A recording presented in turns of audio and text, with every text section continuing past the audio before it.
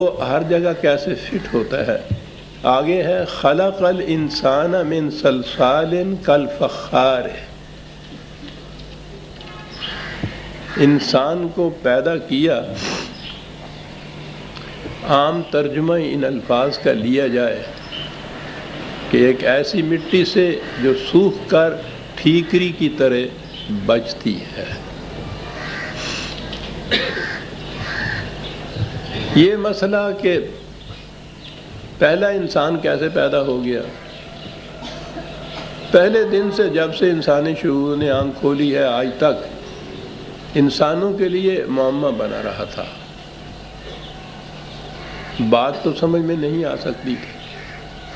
اب تو یہ مسئلہ بڑا آسان ہے کہ بچہ کیسے پیدا ہوتا ہے. عورت اور مرد کا جنسی اختلاط ہوتا ہے، اس سے استقرار حمل ہوتا ہے، اس کے نتیجے میں بچہ پیدا ہوتا ہے.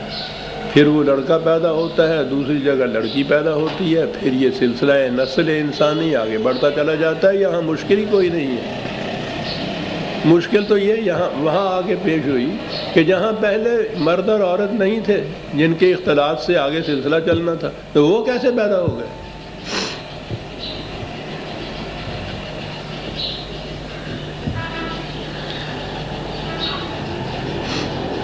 باقی تو ہم آپ کو چھوڑیے، خود آپ کے ہاں اس مسئلے کا جو حل کیا وہ یہ کہ جی اللہ تعالیٰ نے کسی طرح سے ادھر ادھر سے مٹی جمع کی، اور پھر اس مٹی جمع کرنے کی بھی تفاصیل تو آپ جانتے ہیں. ہمارے ہاں زیب داستان کے لیے پھر کیا کیا نہیں بڑھایا جاتا. وہ کس طرح سے مٹی وہ جمع کی، کہاں کہاں سے فرشتوں کو حکم دیا، کس کس قسم کی وہ مٹی لائے.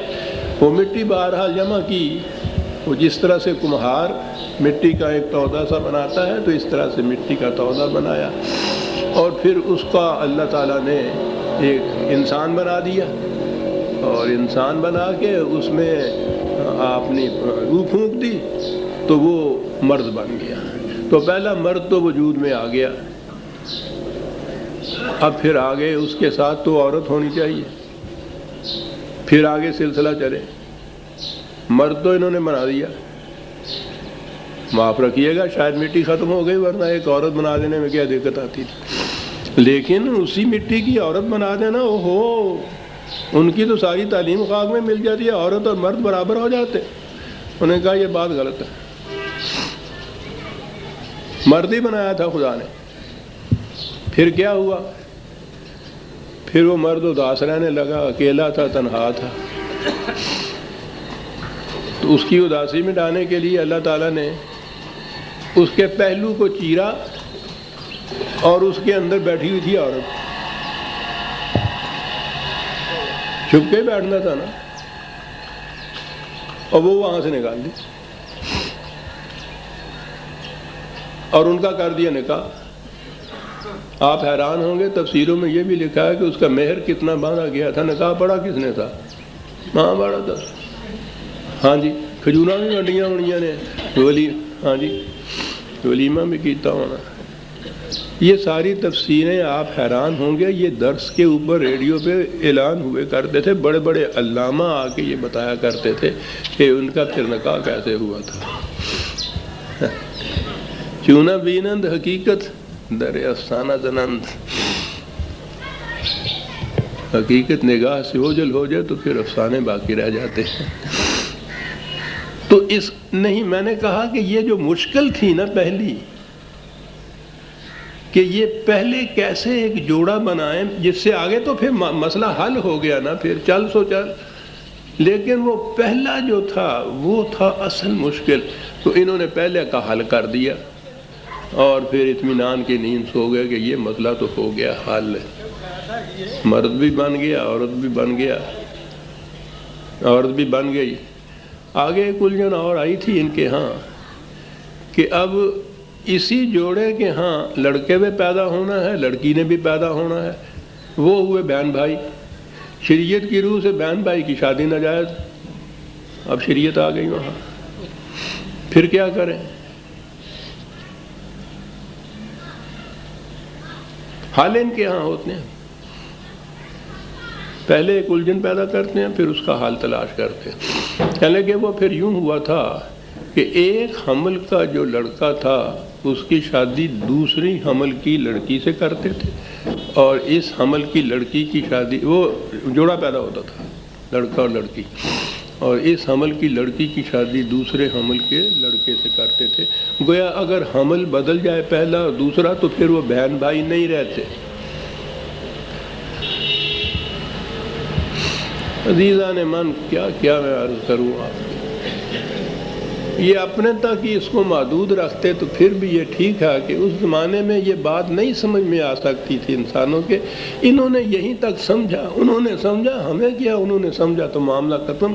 مصیبت انہوں نے یہ پیدا کر دی کہ یہ جو کچھ کہا اس کو منسوب کر دیا نبی اکرم صلی اللہ علیہ وسلم کی طرف۔ وہ جو علم انسانی کی بلندیوں پر فائز تھے، انہوں نے یہ کچھ بتایا۔ یہ آ گئیں آپ کے ہاں کی روایات، احادیث، اور اس کے بعد عقیدہ پھر یہ پیش کیا کہ یہ کم از کم صحائح ستہ یا اس میں بخاری اور مسلم کی جو حدیثیں ہیں ان کی احادیث میں سے کسی ایک حدیث کا انکار کرنا مسلمان کو دائرہ اسلام سے خارج کر دیتا ہے، اس کا آپ انکار بھی نہیں کر سکتے۔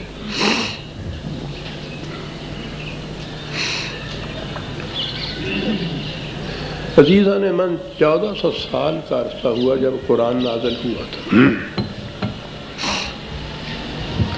قرآن نازل ہوا ایک ایسی خطہ زمین میں جو یوں کہیے علم کے اعتبار سے تاریکیوں میں ڈوبا ہوا تھا۔ جیسا میں نے کئی دفعہ یہ کہا ہے، حجاز کے خطے میں مکہ بڑا ہی بنیادی شہر، بڑا مشہور شہر، یعنی اس زمانے کا بین المللی سا شہر تھا۔ مکے میں 17 آدمی ایسے تھے جو نوشت و خوان جانتے تھے، لکھنا پڑھنا صرف، اعلیٰ علم تو آگے رہا جا کر، یعنی اس قسم کا وہ ماحول، اس قسم کا علاقہ ہے، اس قسم کا وہ ملک تھا۔ اس ملک کے اندر ایک شخص صلی اللہ علیہ وسلم وہ پیدا ہوا جو اس ملک میں بھی ان پڑھ تھا۔ یاد رکھیے، نبوت سے پیشتر ان پڑھ تھا، نبوت کے بعد یہ بات نہیں تھی۔ حضور نے لکھنا پڑھنا سیکھا، علم تحصیل کیا، لیکن بہرحال نبوت ملنے سے پیشتر ان پڑھ، ایسا خطہ زمین، اس کے اندر ایک ایسا شخص وہ جو ان پڑھ ہے، وہ یہ باتیں کر رہا ہے جو محفوظ چلی آ رہی ہیں ہمارے پاس۔ تخلیق انسانی کے متعلق جہاں یہ الجھنیں موجود تھیں، عرب میں بھی تو یہ الجھنیں موجود تھیں، اس شخص کے سامنے بھی تو یہ الجھنیں موجود تھیں۔ وہ تخلیق انسانی بلکہ زندگی کی تخلیق کے متعلق وہ کچھ بیان کرتا ہے کہ آپ کی 20ویں صدی میں آ کر سائنس کے انتہائی انکشافات ایک ایک کر کے اس کی تصدیق کر رہے ہیں، اس کی سند لا رہے ہیں۔ یہی وہ مقامات ہیں جہاں وہ پیرس کا محقق ڈاکٹر، جس کا میں نے کئی دفعہ ترجمہ کیا، ذکر کیا ہے آپ کے سامنے، بوکیلے، ان مقامات پہ آ کر جب وہ آیت لاتا ہے قرآن کی، اور وہ اس طرح جیسے فرتے حیرت سے یا فرس مسلط سے اچھل پڑتا ہے، الفاظ اس کے یہ ہوتے ہیں، اے دنیا کے بھر کے سائنسدانوں، خدا کے لیے بتاؤ کہ 1400 سال پیشتر ایک شخص یہ بات کہہ سکتا تھا اپنی طرف سے؟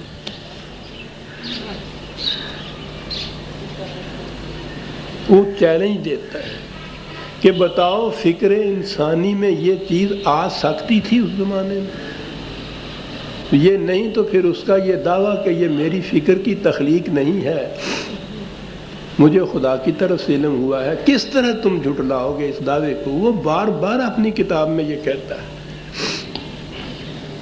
تخلیق انسانی، سائنس کا انکشاف جو اس وقت تک ہوا ہے، اور وہ لگے ہوئے ہیں اس کے اندر، لگے ہوئے ہیں۔ وہ قومیں جو ہیں وہ تو ان عملی مسائل میں لگی رہتی ہیں، بیکاروں کی طرح تھوڑا ہے کہ وہ ان نظری مسائل کے اندر آپ پھنسے ہوئے ہوں کہ کوا حلال ہے یا حرام ہے۔